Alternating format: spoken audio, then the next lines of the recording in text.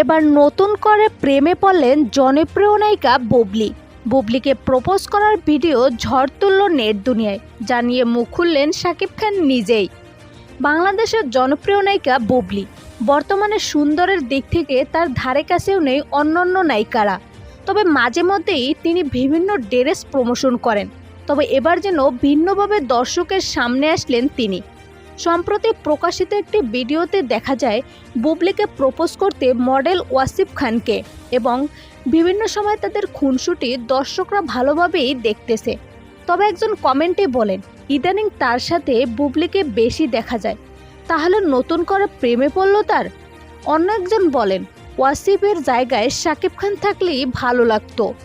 উল্লেখ্য, এবারের ঈদে দুটো ছবি নিয়ে দর্শকের সামনে আসবেন বুবলি। সো ভিউয়ার্স, বুবলিকে এই লুকে কেমন লাগছে জানিয়ে দিন কমেন্ট করে।